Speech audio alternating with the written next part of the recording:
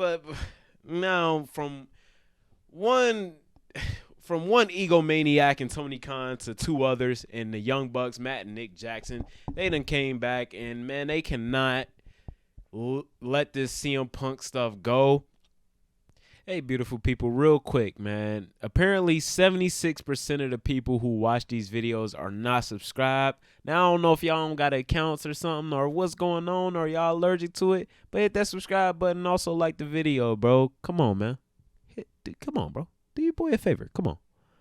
They took another very subtle shot at CM Punk where they said they were bringing up how they kind of lost their way and how they let toxicity creep into the locker room. And we know what they mean by that. We know what they mean by that. The guys who had a fight in the locker room, we know what they mean by that. And I was listening to the Jim Cornette show, or I forget exactly which one, whether it was a drive-through or the experience, but I guess a fan was bringing up how, like, with AEW and the stadium, not stadiums, the venues that they book and how much they fill them out, and the shows that was advertised as Young Bucks returning home, I think they only filled about 27%. So, like Brian Last made a joke that that's the reason they left for a while, because they realized that they're not that relevant. And I've been telling people that for about 6 months now, that the Young Bucks are just not. They're just not relevant. It's not 2018 anymore, and they're getting exposed on the global stage. They're the fucking Harlem Globetrotters. Try to say that 5 times fast. They're the Harlem Globetrotters of wrestling, and it's goofy nonsense. It's not something you want to watch more than once. And if you've seen one Young Bucks match, you've seen them all. It's ridiculous nonsense, and their characters, they're not believable. They have very smug faces. They have very punchable faces. They don't come off as genuine at all. And it's just, especially given what we know about them now and how they take advantage of Tony Khan and how they've kind of run amok backstage in AEW and how their egos are so out of control.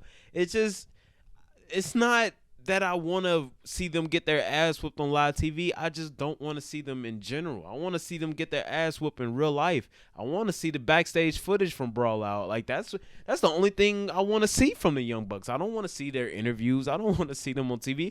I definitely don't want to see them against Sting. I just want them to go away. But, they're the EVPs. Sting wanted them for some reason. And I'm supposed to look at these guys as the greatest tag team of all time, which I think is complete and utter bullshit.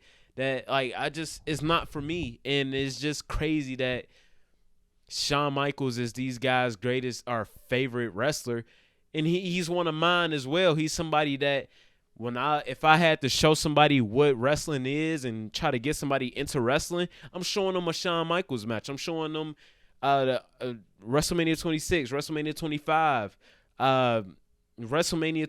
If you like to know disqualification bullshit, I'm showing them WrestleMania 22. I'm definitely showing them WrestleMania 23 versus John Cena.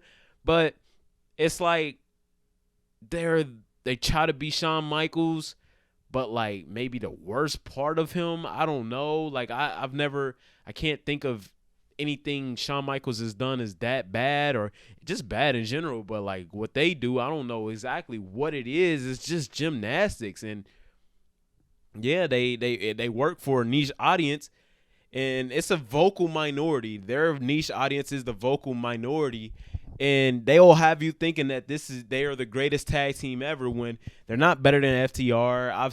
I like the New Day way better than them, and the Usos kind of have got exposed because they do 100 super kicks a match, but I would choose a New Day match. I would choose New Day versus the Usos for the 100th time over any Young Bucks match. I'm good. I like the Street Profits over the Young Bucks.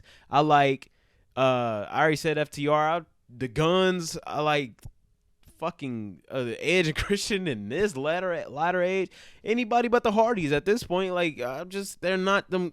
I guess that's a lot of where my frustration comes from, is that growing up, you would hear about these Meltzer, you wouldn't even hear that it was Meltzer. You would just hear about these 5-star match ratings and how WWE and John Cena doesn't really have any, or CM Punk doesn't really have any, and these guys that you don't really know about, such as the Kenny Omegas and the Young Bucks, and how they have all these 5-star matches, and I'm like, damn, like, you know what I'm saying, like my favorites don't have any.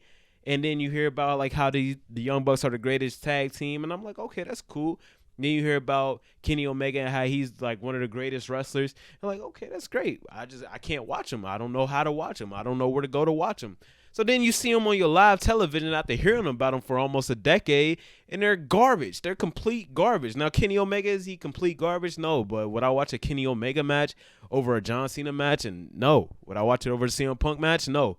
Would I watch it even over a MJF match? Fuck no. Would I watch it over a Bryan Danielson match? Fuck no. Would I watch it over, like, no, bro. They okay. They okay. I can see why a niche audience would like a Kenny Omega match, but a Young Bucks match, yeah, no, they don't. I don't know. Just go watch Simone Biles if you like gymnastics. I don't get it. I don't get it. Like I don't know.